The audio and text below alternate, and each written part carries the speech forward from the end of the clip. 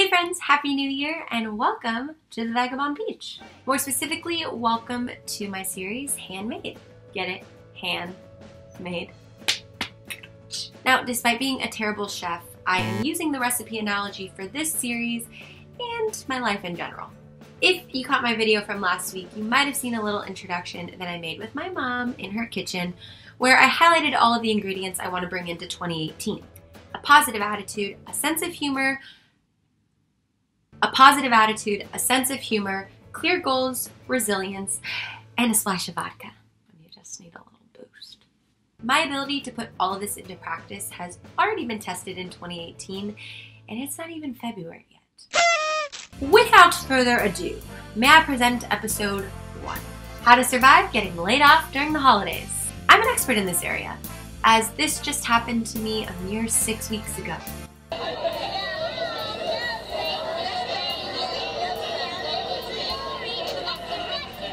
This was me after finding out that I was being laid off from my first big girl job.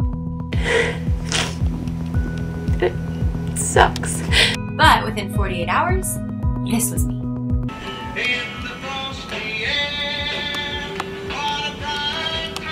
I used to make videos for Refinery 29.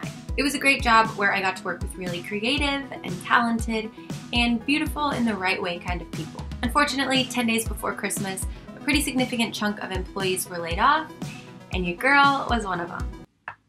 Ouch. In spite of the pain from that moment to this, I have felt very sincere gratitude and love for the people that I worked with at Refinery 29. With that being said, I've learned some pretty valuable lessons in the last few weeks that I think are worth sharing. And my hope is that if there's anybody out there going through a similar situation, please know that you aren't alone. When you get laid off, no matter how prepared for it you might be, you will go into shock. You're suffering a trauma. It's shocking. You've been dumped. It feels shitty. Now, we've already established that despite using the chef metaphor, I really can't cook. But I do know that when life hands you lemons, make lemonade. First piece of advice, feel everything. When I got the news, I broke down crying immediately. Now, I'm the type of person who cries at diaper commercials, so this wasn't really shocking.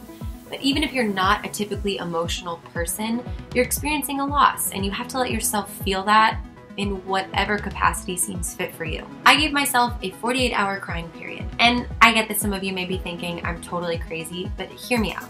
Feeling emotional about this is okay. Feeling sorry for yourself is not. Layoffs happen to millions of people every single day. When you really think about it, this didn't happen to you. It just happened. So now we deal. Cry it out. Curl up in a ball and watch NBC's This Is Us. Or if you don't want to cry, scream or word vomit or do whatever feels good to release the emotion. Find the people that you trust that you can vent to and let them listen. Number 2, don't linger. Usually when you get laid off, you have a very short window of time to collect your belongings and get everything in order. I had 2 years worth of belongings in my desk and a mere 2 days to get everything out. So not gonna lie, that was really overwhelming. But believe me, you don't want to drag out what is already a pretty painful process. Go to the nearest store and buy a hard drive and maybe some folders and start to get all of your important pictures and documents saved before you have to turn in your computer. Now, I highly recommend doing this before you get laid off, but from experience, I totally understand if being let go is the swift kick in the butt you need to get your life in order. Now, on the day that you have to go back, you're going to feel like poo, but don't dress like it. Hop in the shower, fix yourself up, and put on a power outfit that makes you feel confident. That way, when you walk into the office feeling anything but, you'll impress people with how put together you really are. When I walked in, I had a coworker go, "Wow, you look really good." Yeah, I'm a fierce woman in control, rocking my new Zara jumper. Mic drop. This may shake you, but it didn't break you. Wear something that makes you feel like a badass, because you are one. 3, write thank yous. Before you leave, write thank you notes to the people who got you where you are. It was hard for them too. Nobody likes being the bearer of bad news, especially around the holidays. Writing notes is not only the right thing to do, but it helped me have empathy for the people actually doing the layoffs. 4, take a breather. If you're anything like me, you will hate waking up and not going into work. But give yourself a minute to relax and decompress. You've just felt some pretty heavy emotions, so let them subside before diving right back into applying for jobs. And jobs come and go all the time, especially during the holidays. So take advantage of this specific time. Go walk around and look at lights or window displays. And also relish in the fact that you don't have to feel obligated to buy anyone a holiday gift. You just got laid off. They'll understand. 5. Drink. L'chaim. If you're of age, make friends with a bartender. Shout out to my roommate, I love you so much. She happens to be one, and on the Friday that I got laid off, boy did she become my favorite human being. A little bit of wine goes a long way. Now, don't use it as a crutch, of course, but it definitely helps to soften the blow. Also, there's great people watching midday at a bar. 6. Organize your things. I stared at my boxes for about 5 days. It was tough to get out of bed and feel motivated to go through everything. But it would have been even harder to come back from a relaxing holiday with my family and have to do it then. I am a hoarder. I had printouts of old emails, old releases from people I no longer knew, Post-it notes, 20 pens. I was a mess. This is my life in shambles right now, but it won't look like this in a jiffy. Now look how cute my desk is. Okay, it's a little messy still. 7. Exercise and meditate.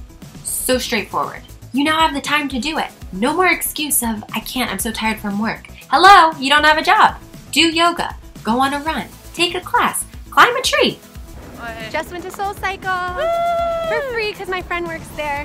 Who cares? Just take this time to take care of your body and soak up the perk of having all this free time to do so. 8. Strengthen your network. Once you've taken a few days to gather your thoughts and take care of yourself, start reaching out to people in your field and let them know that you're looking. People want to help. I'm super prideful, and I had to get over that feeling of embarrassment of letting people know that I'd been laid off. But there's really no reason to feel embarrassed. When something like this happens, it usually does mean that something really awesome is just around the corner. While you're waiting for it to reveal itself, set up meetings with people you would want to work with. Be honest and seek their advice. 9. Surround yourself with love. Now, I know how cliche this sounds, but it's really the people in my life that I feel closest to who have helped me the most. I have been overwhelmed by the love and support from my friends and family from all over the world. They're like a soft cushion of love to fall onto after a really shitty day. And when bad things happen, it's always a good reminder that you have that love no matter what, all the time. So go to dinner with people. Your friends will pity by your meals. Let them. Sing karaoke at the top of your lungs. I'm dedicating this song to anybody that's ever been laid off.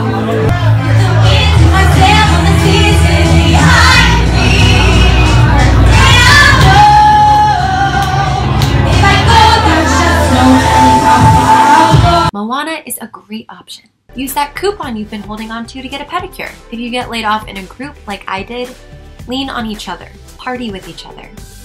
Getting laid off at Christmas sucks because it's supposed to be the most wonderful time of the year. But on the flip side, getting laid off at Christmas is also incredible if you have the luxury of going home and being with your family. Watch old home movies and laugh until you cry.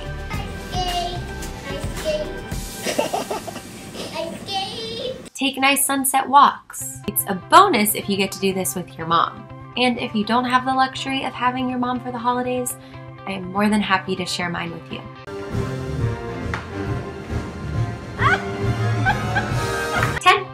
Make a dream board. This is not unique advice. I didn't come up with it. I've been told to do this before and just never really made the time to do so. Being able to visualize what it is that you want and put it into something that you can look at every day is not only inspirational, but really therapeutic. Write out quotes that inspire you. Cut pictures out of magazines of places you want to go, people you want to meet. Draw out your next dream job in vivid colors. Ellen or Tina, if you're watching this, I am newly unemployed and available to write for you, produce for you, or clean your toilets. Just say the word.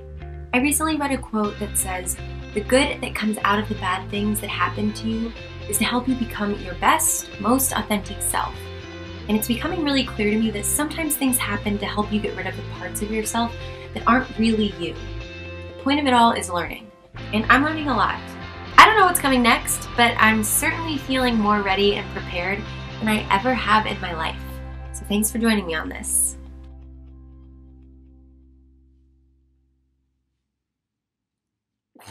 Thanks so much for watching this episode of Handmade. Please subscribe if you haven't done so already and give this a thumbs up. See you next time.